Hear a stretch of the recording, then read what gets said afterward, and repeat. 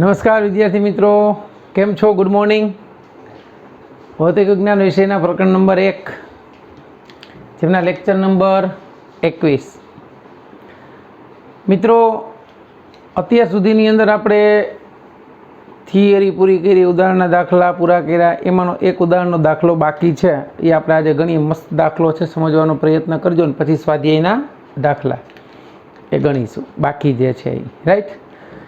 તો ઉદાહરણનો દાખલા નંબર 1.13 જે છે, મસ્ત પહેલાં રકમ સમજવાનો પ્રયત્ન કરજો કે પરમાણુ માટેના પ્રારંભિક મોડલમાં ઝેડી વિદ્યુતભાર ધરાવતું ન્યુક્લિયસ એની આર ત્રિજ્યા. હવે જો કોઈ પણ પરમાણુ હોય ને એના કેન્દ્રમાં ન્યુક્લિયસ છે, એટલે આ ન્યુક્લિયસ છે એનો વિદ્યુતભાર ZE હોય. કોઈ પણ પરમાણુ માટે વિદ્યુતભાર ક્વોન્ટમીકરણના સૂત્ર મુજબ તમારે લખવો હોય તો Q = NE લખી શકીએ. N એટલે એનો પરમાણુ ક્રમાંક થઈ ગયો અને આ E એનો વિદ્યુતભાર. કોઈ પણ પરમાણુની વાત કરતા હો, બરાબર, પછી hydrogen, helium, lithium, beryllium, boron જે લ્યો હોય એના Z જેટલા જ પ્રોટોન હોય ને Z જેટલા જ ઇલેક્ટ્રોન હોય. તો આમ જોવા જાવ તો પરમાણુ વિદ્યુતની દ્રષ્ટિએ તટસ્થ છે. જેટલા ધન વીજભાર છે એટલા જ ઋણ વીજભાર છે, એટલે જેટલો ધન વીજભાર છે એટલો જ એમાં ઋણ વિદ્યુતભાર છે.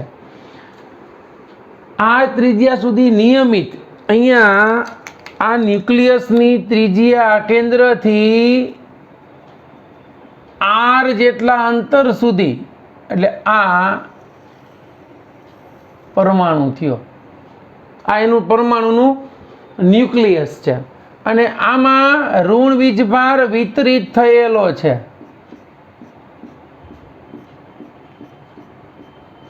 તો આપણને એટલી ખબર છે કે પરમાણુ વિદ્યુતની દ્રષ્ટિએ તટસ્થ છે. બરાબર સમજો, પરમાણુ વિદ્યુતભારની દ્રષ્ટિએ અથવા તો વિદ્યુતની દ્રષ્ટિએ તટસ્થ છે. અને વિદ્યુતની દ્રષ્ટિએ તટસ્થ છે એનો મતલબ, તેથી જો પ્લસ JD જેટલો વિદ્યુતભાર ન્યુક્લિયસમાં હોય, જેટલો વિદ્યુતભાર ન્યુક્લિયસમાં હોય, કારણ કે ન્યુક્લિયસમાં તો ધન વીજભાર જ હોય, ન્યુટ્રોન હોય, ન્યુક્લિયસમાં હોય તો ઋણ વિદ્યુતભાર -JD જેટલો હોય. બરાબર, Z પરમાણુ ક્રમાંક જે તત્વનો. એનો મતલબ એવો થઈ ગયો આ પ્લસ JD છે ને આ -JD છે, એટલે પરમાણુ વિદ્યુતની દ્રષ્ટિએ તટસ્થ થઈ ગયો, કુલ વિદ્યુતભાર શૂન્ય થઈ ગયો.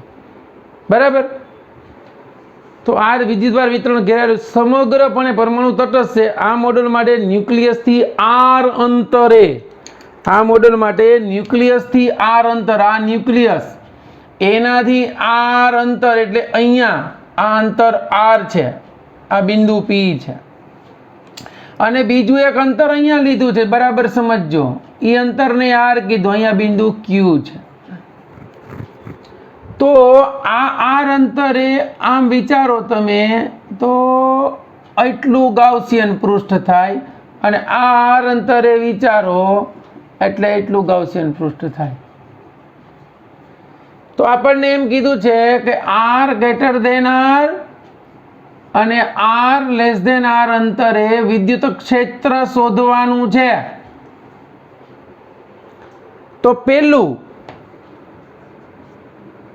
કે અહીં બરાબર સમજજો, પરમાણુ ગોળાકાર છે એટલે ઘનતા બરાબર Q/V થાય, Q/V.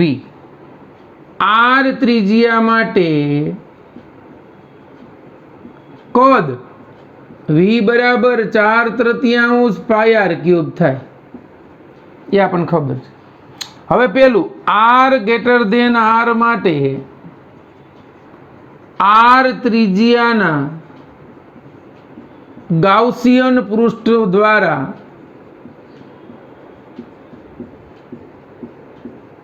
ઘેરાયેલ વિદ્યુતભાર, તો ગાઉસિયન પૃષ્ઠ વડે ઘેરાયેલ વિદ્યુતભાર R > R માટે કેટલો થશે? તો કે ન્યુક્લિયસનો વિદ્યુતભાર પ્લસ જેડી અને ઋણ વીજભારનો માઇનસ જેડી એના વડે ઘેરાયેલો વિદ્યુતભાર 0 થઈ ગયો, એટલે કે Q ઇઝ ઇક્વલ ટુ 0. તેથી વિદ્યુત ક્ષેત્ર હું ગણું તો વિદ્યુત ક્ષેત્ર E ઇઝ ઇક્વલ ટુ કેટલું થશે? 0. શું કામે? તો કે વિદ્યુતભાર 0 છે. કેમ? તો કે પૃષ્ઠ વડે ઘેરાયેલું ફ્લક્સ ફાઈ બરાબર સિગ્મા ક્યુના છેદમાં એપ્સિલોન 0 થાય અને બીજું ફ્લક્સ ફાઈ બરાબર E ઇન્ટુ એ થાય. તો આ જે વીજભાર જે છે ઘેરાયેલો વિદ્યુતભાર જ 0 છે. તો આ બેને સરખાવો એટલે તમને વિદ્યુત ક્ષેત્ર EA is equal to Q by epsilon naught થયું. ક્યુ 0 છે માટે બહારના વિસ્તારમાં વિદ્યુત ક્ષેત્ર 0 થઈ ગયું. કારણ કે આ જે પૃષ્ઠ છે એ પૃષ્ઠનું ક્ષેત્રફળ તમે લ્યો તો એ બરાબર 4πr² થશે, જ્યાં આ r ગ્રેટર દેન r છે. અહીંયા વિચાર્યું છે એ આ પૃષ્ઠનું ક્ષેત્રફળ તમે લ્યો એ પણ 4πr² થશે, પરંતુ આ r લેસ દેન r છે. ખાસ સમજો. હવે બહારના વિસ્તારનું સોલ્વ થઈ ગયું. હવે પ્રશ્ન ક્યાં આવશે? અંદરના વિસ્તારમાં શું થશે? બરાબર સમજો. અંદરના વિસ્તારની અંદર આપણે હમણાં એક દાખલો મેં તમને આગલા લેક્ચરની અંદર જે સમજાવ્યો હતો એમાં કીધું હતું શરૂઆતની અંદર કે વિદ્યુતભાર વિતરિત ગોળો હોય તો એમાં આ ઘનતા તો અચળ રહેવાની છે, પરંતુ r જેમ બદલાશે એમ આ વિદ્યુતભાર બદલાશે. અહીંયા સુધીમાં વિદ્યુતભાર તમે લ્યો, અહીંયા સુધીમાં લ્યો, અહીંયા સુધીમાં લ્યો, અહીંયા સુધીમાં લ્યો, એ ઓછો થતો જશે. તો હવે અંદરના વિસ્તાર માટે બરાબર સમજો, એટલે કે r લેસ દેન r માટે વિદ્યુત ક્ષેત્ર મેળવવા ઘેરાયેલ વિદ્યુતભાર શોધવો પડે. ઘેરાયેલ વિદ્યુતભાર Q ઇઝ ઇક્વલ ટુ કેટલો? તો કે એક તો પ્લસ જેડી તો છે જ, પ્લસ કેટલો આવશે? r ત્રિજ્યાના ગોળાનો ઋણ વિદ્યુતભાર. બરાબર સમજો આ પોઈન્ટ. તો હવે અહીંયા આપણને ખબર છે કે r ત્રિજ્યાના ગોળાનો વિદ્યુતભાર આપણે જોઈએ છીએ. તો હવે બરાબર સમજો, r ત્રિજ્યાના ગોળા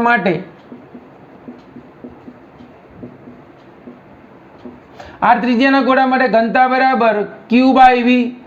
તો કુલ વીજભાર એનો કેટલો હશે? તો કુલ વીજભાર r ત્રિજ્યાના ઋણ ગોળાનો કેટલો છે? તો કે આખા r ત્રિજ્યાના ઋણ ગોળાનો માઇનસ ZE છે. તો એના ઉપરથી એનું ઘનતા મળી જશે ને V આપણે શોધી અને V કેટલું છે? 4/3 પાઈ r ક્યુબ. તો એ ગોળા માટે ρ is equal to minus ZE એના છેદમાં એનું કદ 4/3 પાઈ r ક્યુબ. એટલે એની ઘનતા ગણો તો -3ZE, આ 3 ઉપર વહી જાય, એના છેદમાં 4 પાઈ r ક્યુબ થઈ ગયું. આપણે તો કુલ વીજભાર શોધવો જ, પેલા ઘનતાની જરૂર પડશે. હવે તમારે એવું આમાં ત્રિરાશિ મૂકો તોય ચાલશે કે r ત્રિજ્યામાં એટલો વીજભાર હોય તો r ત્રિજ્યામાં કેટલો, નહીતર સીધું હવે r ત્રિજ્યાના ઋણ વિદ્યુતભાર ધરાવતા ગોળા પરનો વિદ્યુતભાર કેટલો થશે? તો કેનો વીજભાર Q dash is equal to ઘનતાના સૂત્ર ઉપરથી Q ડેશ બરાબર ρ ઇન્ટુ V ડેશ એનું કદ. તો Q ડેશ એની ઘનતા ρ કેટલી છે? 3ZE એના છેદમાં 4 પાઈ r ક્યુબ, એને ગુણે એનું કદ 4/3 પાઈ r ક્યુબ. 4 પાર 4 પાઈ કેન્સલ, 3 3 કેન્સલ. તો Q dash is equal two મળ્યું -ZE r ક્યુબ એના છેદમાં r ક્યુબ. બરાબર સમજો. આ વીજભાર મળી ગયો Q ડેશ કેટલો? તો કે આપણે જોઈએ એટલો r ત્રિજ્યાના ગોળાનો. તો એ આપણને મળી ગયો. તો હવે ગોળા ઉપરનો હવે કુલ વિદ્યુતભાર કેનો? તો કે r ત્રિજ્યાના ગોળા માટે કુલ વિદ્યુતભાર. તો આ રહ્યો આપણી પાસે કેટલો છે? તો કુલ વીજભાર Q ઇઝ ઇક્વલ ટુ આ પ્લસ ZE તો હતો અને આ મળી ગયો આપણને કેટલો? તો કે -ZE r ક્યુબ એના છેદમાં r cube is equal to ZE common કાઢ લો તો 1 - r ક્યુબ બાય પૂરું Q મળી ગયો. તો હવે વિદ્યુત ક્ષેત્ર E is equal to KQ by r² મુજબ મેળવી લઈએ. તો K એમનેમ આ Q આર્યો આપણી પાસે કેટલો છે? આર્યો ZE 1 - R cube by R cube છેદમાં આર સ્ક્વેર એમનું. તો વિદ્યુત ક્ષેત્ર E ઇઝ ઇક્વલ ટુ કે ક્યુ, આ કે એમનું, ઝેડ ઈ એમનું, આર સ્ક્વેરની અંદર ગુણી નાખું એટલે 1/r square minus R cube એમનું છે, આર સ્ક્વેર વડે ગુણ્યા અહીંયા આર ક્યુબ, કે ઝેડ ઈ 1/r સ્ક્વેર માઇનસ અહીંયા કેન્સલ આરના છેદમાં આર ક્યુબ. આ થઈ ગયું વિદ્યુત ક્ષેત્રનું સૂત્ર. ક્યાં? તો કે આર લેસ ધેન આર માટે. પણ બરાબર સમજો, પરમાણુ છે ને એટલે આવું થયું. વિદ્યુત ભારિત ગોળો હતો તો ક્યાં પ્રશ્ન હતો? તો એ સીધી ઘનતા ઉપરથી એટલો વિદ્યુત ભાર શોધી લેવાનો અને વિદ્યુત ક્ષેત્ર કે ક્યુ બાય આર સ્ક્વેર મેળવી લે. અથવા તો આના ઉપરથી હાલે, આ સૂત્ર ઉપરથી ને ફ્લક્સ બરાબર ક્યુ બાય એપ્સિલોન નોટ. આ જ વસ્તુ થઈ. આપણે પહેલા ક્યુ સીધો મેળવી લીધો તોય હાલે, નકર આ ફ્લક્સ ઉપરથી મેળવો તો ક્યુ ડેશ ના તમે એપ્સિલોન નોટ આવશે અને આ બાજુનું ક્ષેત્રફળ આવે 4πr સ્ક્વેર. કુલમના નિયમ મારે તો કન્સલ્ટ છે જ આ, એટલે એના ઉપરથી સીધું મળી જાય. ખૂબ જ અગત્યનો દાખલો છે બાળકો, મસ્ત મજાનો દાખલો છે, તમને સમજાણો હશે. ક્લિયર? એવી અપેક્ષા. વ્યવસ્થિત રીતે આ લખી લ્યો, પછી આપણે સ્વાધ્યાયના દાખલાઓ જે છે એ ગણી.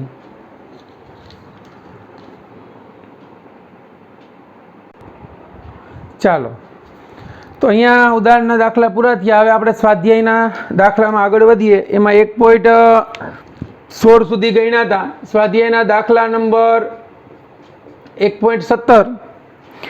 એક બ્લેક બોક્સની સપાટી આગળના વિદ્યુત ક્ષેત્રની કાળજીપૂર્વક માપણી કરવામાં આવે છે ત્યારે બોક્સની સપાટીમાંથી બહાર નીકળતું flux phi is equal to 8 × 10⁻³ newton metre square પ્રતિ કુલમ એટલું ફ્લક્સ આપ્યું છે.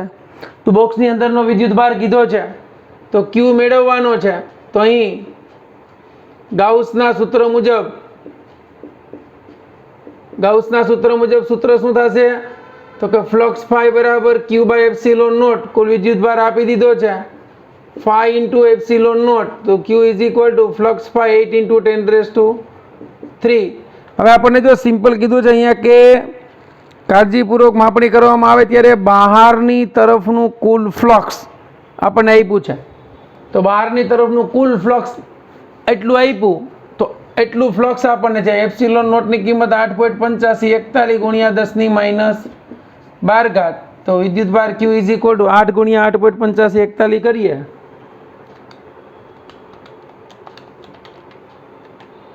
એ મળ્યું 70.83 એને ગુણ્યા 10⁻12 કુલમ, એટલે Q is equal to 70.83 pico coulomb. બરાબર? તો અહીંયા બોક્સની અંદરનો કુલ વિદ્યુત ભાર આપણને કેટલો મળે? બરાબર?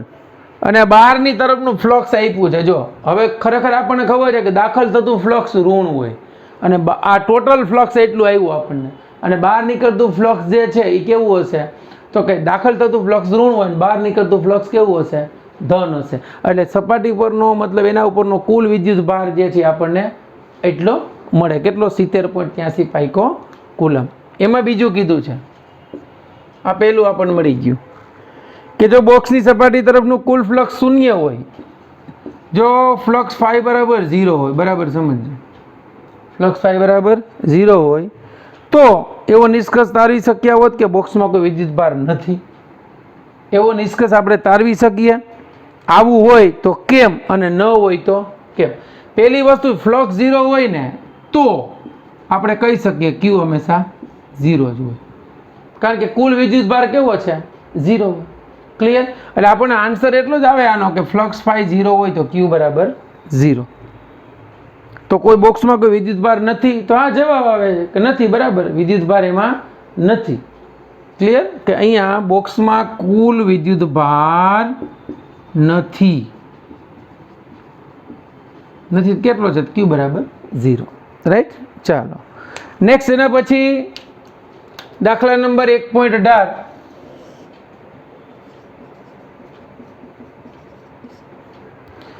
આકૃતિમાં દર્શાવ્યા મુજબ 10 સેન્ટીમીટર બાજુવાળા એક ચોરસના કેન્દ્રમાંથી ચોરસના કેટલો હતો કે 10 સેન્ટીમીટરની બાજુવાળો ચોરસ છે, આવો ચોરસ છે. આમ માનો કે આ ચોરસ 10 સેન્ટીમીટર બાય 10 સેન્ટીમીટરનો મસ્ત છે. જોજો એના કેન્દ્રથી બરાબર ઉપર આ એનું ચોરસનું કેન્દ્ર છે, એનાથી બરાબર આમ ઉપર. એટલે આપણે વિકલ્પના કરવાની. જો અહીંયા સમજાવું તમને, એટલે તમને અંદાજ આવી જશે.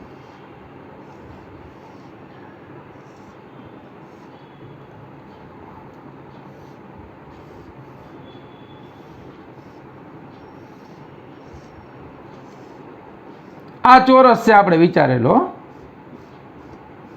આ ચોરસના કેન્દ્રથી ઉપર એટલે અહીંયા 5 સેન્ટીમીટર. હવે ચોરસની બાજુ 10 સેન્ટીમીટર છે લાંબી, તો અહીંયા ખરેખર ચોરસનું કેન્દ્ર આવી ગયું. શું આવી ગયું? ચોરસનું, મતલબ એ ચોરસ દ્વારા બનતા સમઘનનું કેન્દ્ર. ક્લિયર થઈ ગયું? તો એ 5 સેન્ટીમીટર ઉપર એક વિદ્યુત ભાર મૂક્યો છે. વિદ્યુત ભારની વેલ્યુ છે Q બરાબર +10 માઇક્રોકુલમ. એટલે 10 એને ગુણ્યા 10⁻6 કુલમ. અહીંથી 5 સેન્ટીમીટર ઉપર મૂક્યો આપણે. તો ચોરસમાંથી વિદ્યુત ફ્લક્સનું મૂલ્ય કેટલું? ચોરસમાંથી વિદ્યુત ફ્લક્સનું મૂલ્ય કેટલું? ફ્લક્સ ફાઈ કેટલું? તો ખરેખર આ એક ચોરસ જે છે એ સમઘનની 1 2 3 આ 4 આ 5 અને પાછળની 6 બાજુમાંથી એક બાજુ આરે સંકળાયેલું ફ્લક્સ કીધું. વિદ્યુત ભાર ક્યાં આવી ગયો? કેન્દ્રમાં. તો અહીં વિદ્યુત ભાર એ ચોરસથી બનતા સમઘનના, બરાબર સમજજો, કેન્દ્ર પર હશે. તેથી આવા કેટલા ચોરસ ભેગા થઈને બને? તો કે 6. તેથી ચોરસમાંથી પસાર થતું ફ્લક્સ, ચોરસમાંથી પસાર થતું ફ્લક્સ બરાબર સમઘનની એક બાજુમાંથી પસાર થતું ફ્લક્સ. સમઘનની એક બાજુમાંથી પસાર થતું ફ્લક્સ. એક બાજુમાંથી પસાર થતું ફ્લક્સ ફાઈ બરાબર Q/6ε0. યાદ કરો, કેન્દ્રમાં વિદ્યુત ભાર મૂકો ત્યારે સમઘનમાં ફ્લક્સ કેટલું હતું? Q/ε0. અને એક બાજુમાંથી Q/6ε0. તો પૂરું. તો ફ્લક્સ ફાઈ બરાબર Q આપ્યો 10 ગુણ્યા 10⁻6 6ε0 8.8541 ગુણ્યા 10⁻12. ચાલો 10 ભાગ્યા કરો. આ 10 ભાગ્યા 6 ભાગ્યા 8.8541 કેટલું મળ્યું? 0.1882 એને ગુણ્યા 10⁻6 ન્યૂટન મીટર સ્ક્વેર પ્રતિ કુલમ. એટલું ફ્લક્સ થાય. તો ફ્લક્સ ફાઈ બરાબર 1.88 ગુણ્યા 10⁵.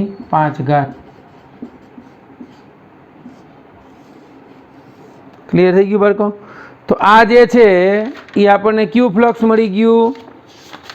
સમઘનની એક બાજુ સાથે સંકળાયેલું કુલ ફ્લક્સ. બરાબર સમજજો. તો આમાં તમને આ ચોરસના કેન્દ્ર ક્યાં 5 સેન્ટીમીટર ઉપર કીધું, એટલે બાજુની લંબાઈ 10 છે. એના ઉપરથી આપણને અંદાજ આવી જવો જોઈએ કે આમાં શું કહેવા માગે છે. ઓકે, ચાલો હવે એના પછી સ્વાધ્યાયના દાખલા નંબર 1.19.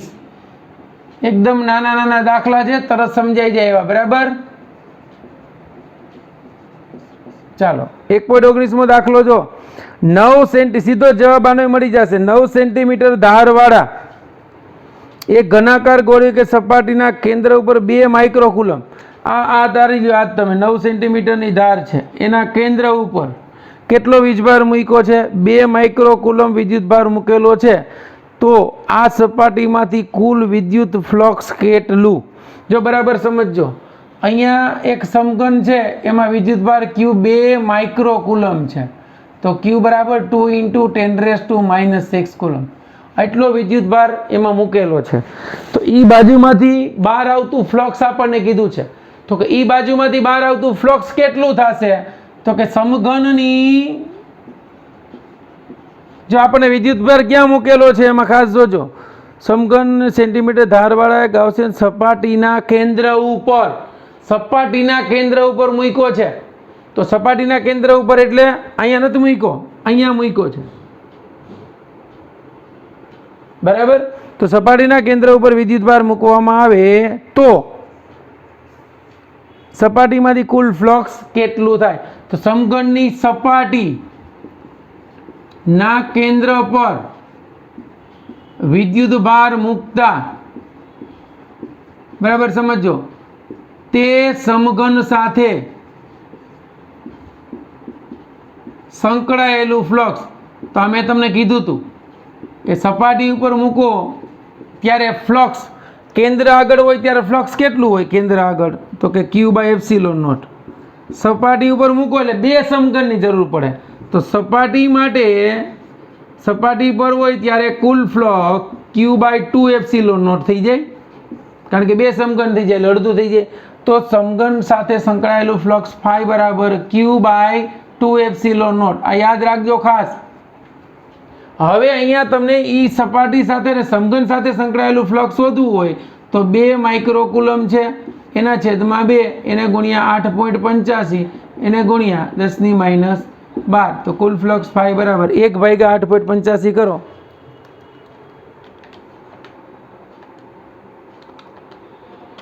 એક ભાગ્યા 8.85 એ આપણને મળ્યું 0.112. કેટલું મળ્યું? 0.112 એને ગુણ્યા 10⁻6 ન્યૂટન મીટર સ્ક્વેર પ્રતિ કુલમ. તો flux phi is equal to 1.12 into 10⁵ newton metre square પ્રતિ કુલમ. બરાબર સમજજો. હવે ઈ એટલું ફ્લક્સ મળ્યું. હવે સમઘનની એક બાજુમાં ગયો તો હવે ઈ બાજુમાંથી પસાર થતું ફ્લક્સ હોય તો કે સમઘનની એક બાજુ માટે ફ્લક્સ કેટલું થાય? તો કે ફ્લક્સ ફાઈ બરાબર Q/10ε0. કેટલું થાય? Q/10ε0 થાય. તો Q કેટલું છે? 2 એના છેદમાં 10 એને ગુણ્યા 8.85 એને ગુણ્યા 10⁻12. તો કુલ ફ્લક્સ ફાઈ. ચાલો આ ગણતરી કરી નાખો. કેટલું થશે? 2/10 8.85 2/10 8.8541 એ આપણને મળ્યું 0.0225. કેટલું? 0.0225 એને ગુણ્યા 10⁶ ન્યૂટન મીટર સ્ક્વેર પ્રતિ કુલમ. એટલે એ ફ્લક્સ મળી ગયું 2.25 એને ગુણ્યા 10⁴. બરાબર સમજો. આખા સમઘનનું ફ્લક્સ કહીએ તો એટલું, સમઘનની કોઈ એક બાજુમાંથી કહીએ તો એટલું. ક્લિયર થઈ ગયું બાળકો? એટલું. ચાલો એટલા દાખલા લખી લ્યો. બાકીના દાખલા આપણે ફટાફટ પૂરા કરીએ.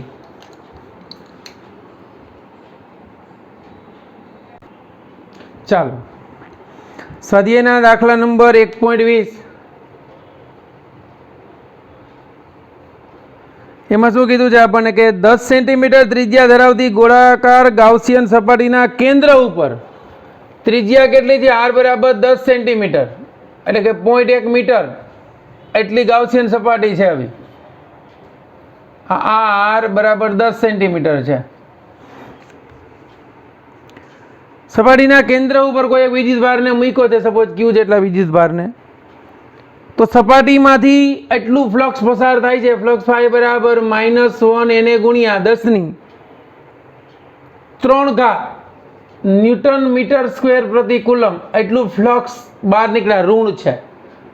બરાબર. એનો મતલબ એવો થઈ ગયો કે ઋણની અસર વધારે છે એટલે વિદ્યુતભાર ઋણ છે, અથવા તો એવું કહી શકે કે આ વિદ્યુતભાર ઋણ હોવો જોઈએ કારણ કે બહાર નીકળતું ફ્લક્સ ઋણ છે.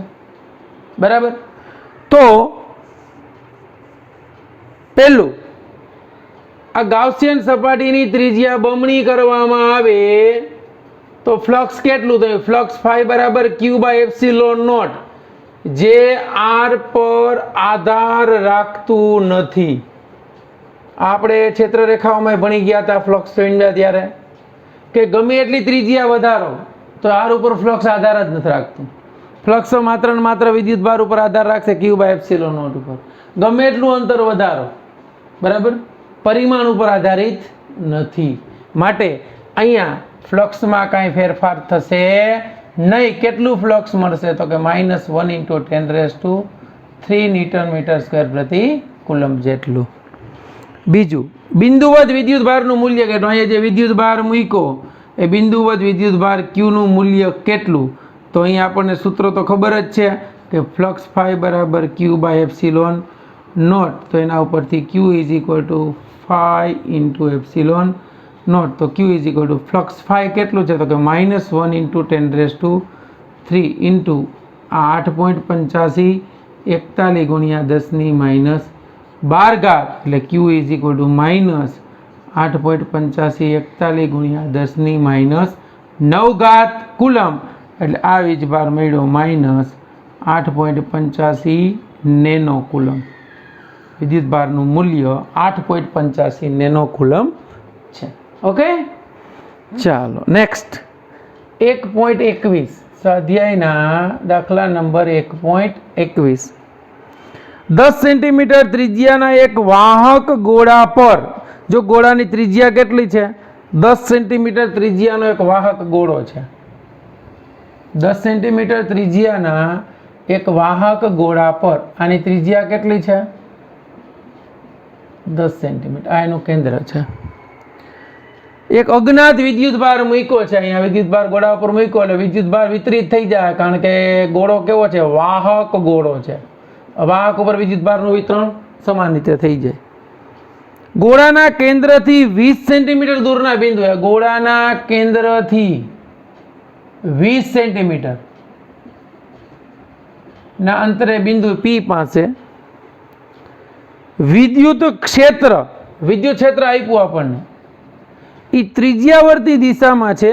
એ તો હોય ત્રિજ્યાવર્તી દિશામાં આપણને ખબર છે -1.5 10³ ન્યૂટન પ્રતિ કુલમ. એટલે ઋણ વીજભાર હોય તો અંદરની તરફ હશે, વિદ્યુત ક્ષેત્ર ઋણ થયેલા વીજભાર જે છે અહીંયા વિતરિત થયેલો વીજભાર ધન નહીં હોય, કેવો હશે? ઋણ હશે. રેડી? કારણ કે વિદ્યુત ક્ષેત્ર ઋણ આપ્યું છે. તો ગોળા ઉપરનો કુલ વિદ્યુત ભાર આપણે શોધવાનો છે. હવે ખરેખર અહીંયા તમે જુઓ ને તો આ 10ની સરખામણીમાં 20 અવગણી ન શકાય, પરંતુ આપણે એ સૂત્રનો જ ઉપયોગ કરીએ કે અહીં કેન્દ્રથી આર અંતરે વિદ્યુત ક્ષેત્ર, તો કે વિદ્યુત ક્ષેત્ર E is equal to KQ by R² થાય. તો આપણે આ શોધવાનું શું છે? તો કે Q શોધવાનો છે. તો Q is equal to ER² by K. તો સીધી Q ની બધી કિંમત મૂકી દો. વિદ્યુત ક્ષેત્ર -1.5 10³ ગોળાની ત્રિજ્યા 10 સેન્ટીમીટર આપી છે. R બરાબર 10 સેન્ટીમીટર, એના બરાબર 0.1 મીટર બરાબર. તો સોરી, આપણને અંતર 20 સેન્ટીમીટર આપ્યું છે, એટલે આ ત્રિજ્યા છે, પરંતુ અહીં R બરાબર કેટલું છે? 20 સેન્ટીમીટર. તો R is equal to 0.2 metre. તો 0.2 સ્ક્વેર એના છેદમાં K એટલે 9 ગુણ્યા 10⁹. તો Q ઇઝ ઇક્વલ ટુ -1.5 10³ 2 વર્ગ 4 એને ગુણ્યા એના છેદમાં 9 ઇન્ટુ 10⁹. ચાલો આનું સાદું રૂપ આપી દો. 1.5 ઇન્ટુ 4 ડિવાઈડ 9 0.66 કેટલું મળ્યું? Q ઇઝ ઇક્વલ ટુ -0.66 એને ગુણ્યા 10⁹ ઉપર જાય એટલે કેટલી થશે? પ્લસ છે એટલે -11 એટલે -8 કુલમ. એટલે Q ઇઝ ઇક્વલ ટુ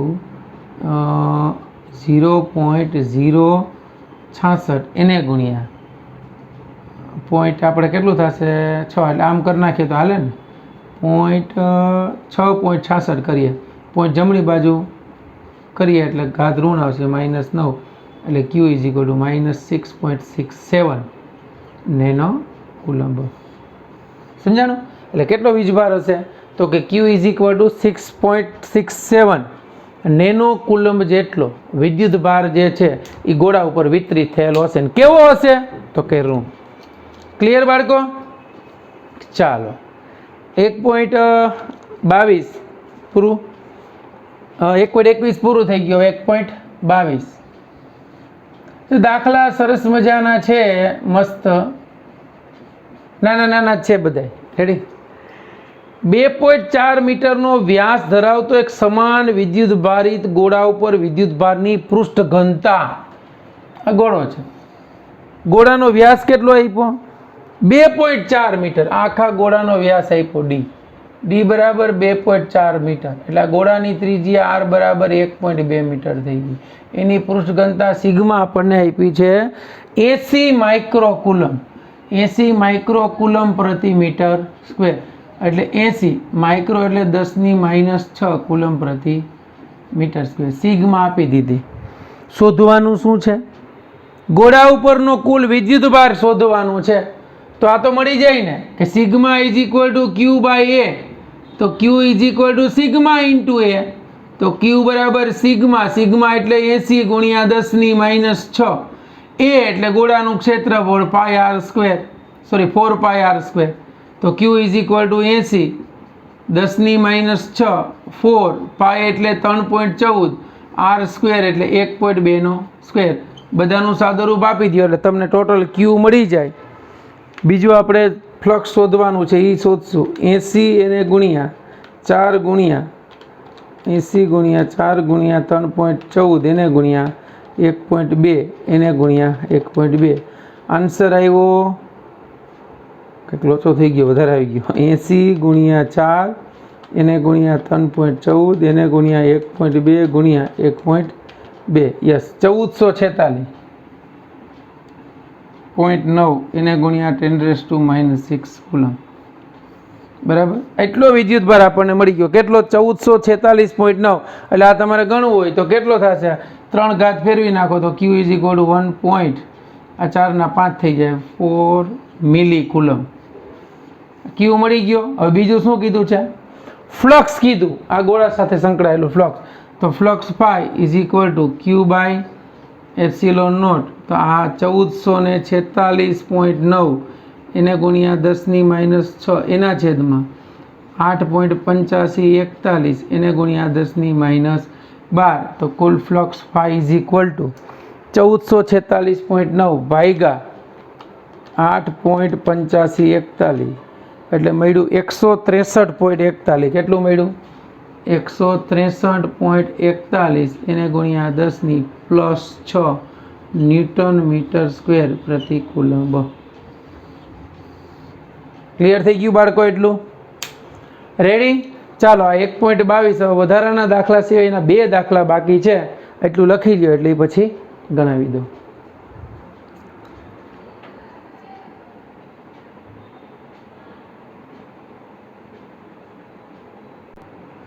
ચાલો હવે સ્વાધ્યાયનો દાખલો 1.23 એકદમ ઇઝી છે, સાવ એટલે સાવ ઇઝી. 1.23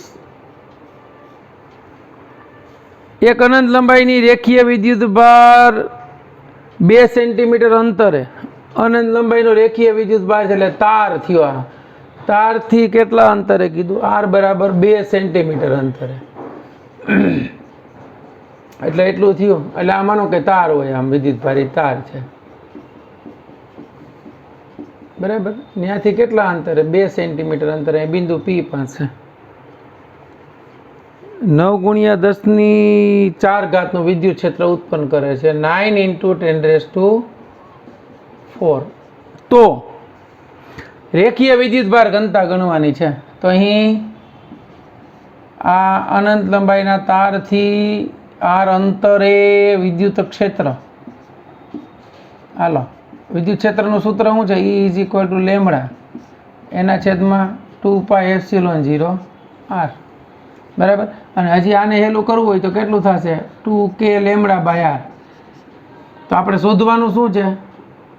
લેમડા. તો lambda is equal two lambda is equal two ER એના છેદમાં 2k.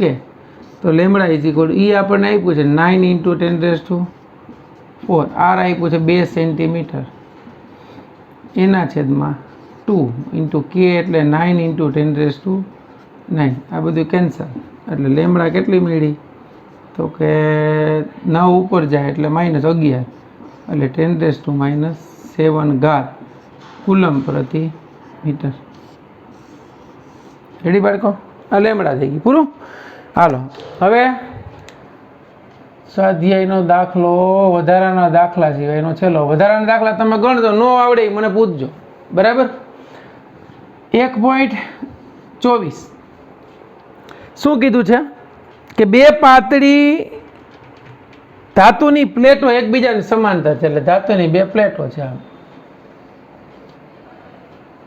આપણે થિયરીમાં આવે એમ હતું, પણ ત્યારે કારણ કે દાખલો હતો એટલે સમજાયું નહોતું મેં તમને. ધારો કે આની પૃષ્ઠ ઘનતા σ1 છે, આની σ2 છે. બરાબર.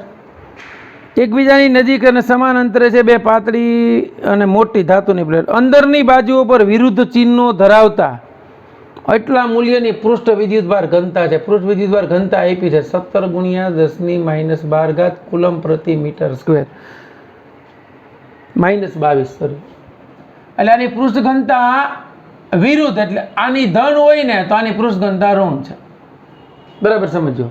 તો પ્લેટની બહારના વિસ્તારમાં, પ્રથમ પ્લેટની બહારના વિસ્તારમાં, પ્રથમ પ્લેટની બહારનો વિસ્તાર આ થાય, બીજી પ્લેટની બહારનો વિસ્તાર આ થાય, અને વચ્ચેનો વિસ્તાર આ થાય. એટલે આ બિંદુનું P કહું, આને Q કહું, આને R કહું.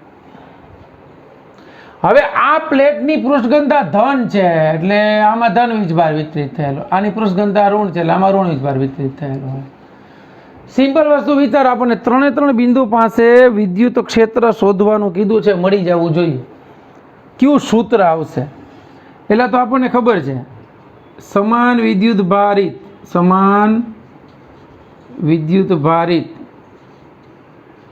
સમતલથી આર અંતરે વિદ્યુત ક્ષેત્ર, અથવા તો કોઈ પણ અંતરે વિદ્યુત ક્ષેત્ર, એ અંતર ઉપર તો આધાર રાખતું નહોતું. કેટલું હતું? તો કે E = σ/2ε0. આ બરાબર સમજજો. આવું સૂત્ર હતું. તો બિંદુ P માટે બરાબર સમજો. બિંદુ P પાસે અહીંયા આ એકના લીધે વિદ્યુત ક્ષેત્ર આમ આવશે, આનું ધન વીજભારનું 12, અને આની અસર અહીંયા હશે. એ ક્યાં હશે? ઋણ વીજભારની અંદર તરફ હશે. એટલે આ પહેલી પ્લેટ છે, આ બીજી પ્લેટ છે. આ પ્લેટ એકના લીધે ને પ્લેટ બેના લીધે. તો P પાસે પરિણામી વિદ્યુત ક્ષેત્ર, તો P પાસે પરિણામી વિદ્યુત ક્ષેત્ર E of P = E1 + E2. પરિણામી વિદ્યુત ક્ષેત્ર સરળો કરવાનો. તો EP = આ ધન વીજભારનું વિદ્યુત ક્ષેત્ર બહારની તરફ છે, એ કેટલું હશે? σ/2ε0. એને હું ધન ગણું, અને આ એની વિરુદ્ધ દિશામાં છે, તો એનું વિદ્યુત ક્ષેત્ર કેટલું થશે? તો કે -σ/2ε0. અંતર ઉપર તો આધાર રાખતું નથી, તો બે વિદ્યુત ક્ષેત્ર સમાન મૂલ્યના પરસ્પર વિરુદ્ધ દિશાના, એટલે P બિંદુ પાસે વિદ્યુત ક્ષેત્ર કેટલું મળશે? 0. સમજાયું? આ જ રીતે અહીંયા ગણ નાખી. આ જ રીતે Q બિંદુ પાસે વિદ્યુત ક્ષેત્ર, પરિણામી વિદ્યુત ક્ષેત્ર E of Q = પહેલી પ્લેટના લીધે પ્લસ બીજી પ્લેટના લીધે. તો આ પ્લેટના લીધે અહીં Q પાસે વિદ્યુત ક્ષેત્ર આમ હશે અંદરની તરફ, અને આના લીધે બહારની તરફ હશે. એટલે આ બીજી પ્લેટનું, સોરી આ પહેલી પ્લેટનું, આ બીજી પ્લેટનું. તો પરિણામી વિદ્યુત ક્ષેત્ર કેટલું થશે? એકને ધન કહું, E1, આ દિશાને આપણે ધન લીધી છે, આ દિશાને ઋણ લીધી, σ/2ε, અથવા તો આને ઋણ કયો, આને ધન કયો, તો એ હાલશે. થઈ ગયું. તો પરિણામી વિદ્યુત ક્ષેત્ર કેટલું મળી ગયું? 0. એટલે Q બિંદુ પાસે પરિણામી વિદ્યુત ક્ષેત્ર 0. એટલે બરાબર યાદ રાખજો કે સમાન વિદ્યુતભાર વિતરણ ધરાવતા બે પૃષ્ઠો હોય તો પૃષ્ઠની બંને બાજુએ કોઈ પણ અંતરે વિદ્યુત ક્ષેત્ર હંમેશા 0 થાય. હવે અંદરના વિસ્તારમાં તો હવે તો કે બિંદુ R પાસે પરિણામી વિદ્યુત ક્ષેત્ર, તો બિંદુ R પાસે પરિણામી વિદ્યુત ક્ષેત્ર ગણો તો આ ધન પ્લેટનું બહાર આવશે આમ, એટલે આ પહેલી પ્લેટને લીધે આનું અંદર જશે, બીજી પ્લેટને લીધે પરિણામી વિદ્યુત ક્ષેત્રની દિશા આ થઈ ગઈ. તો R પાસે પરિણામી વિદ્યુત ક્ષેત્ર એકનું σ/2ε અને બીજાનું σ/2ε નો બેનો સરવાળો, એટલે 2σ/2ε. કેટલું મળ્યું? σ/ε. R પાસે વિદ્યુત ક્ષેત્ર સિગ્મા, આપ્યું છે, કેટલું આપ્યું? 17 ગુણ્યા 10⁻22 એપ્સિલોન નોટ 8.8541 ગુણ્યા 10⁻12 સાદુરૂપ આપીએ તો કેટલું થશે જુઓ? 17 ભાગ્યા 8.8541 કેટલું મળ્યું? 1.92. કેટલું મળ્યું ભાઈ? 1.92. એને ગુણ્યા 10⁻10 ન્યૂટન પ્રતિ કુલમ. પૂરું. ક્લિયર બાળકો? તો અહીંયા આ ચેપ્ટર 1 આપણું પૂરું થઈ ગયું. The end. ઓકે, તો આ લેક્ચર અહીંયા સુધી રાખીએ છીએ.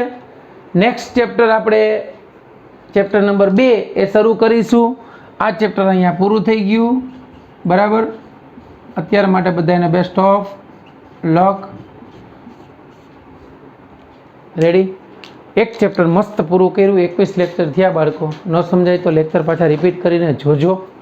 એટલી રિક્વેસ્ટ છે બધાને. વ્યવસ્થિત થોડીક તૈયારી કરજો. ઓકે, ચાલો બેસ્ટ ઓફ લક.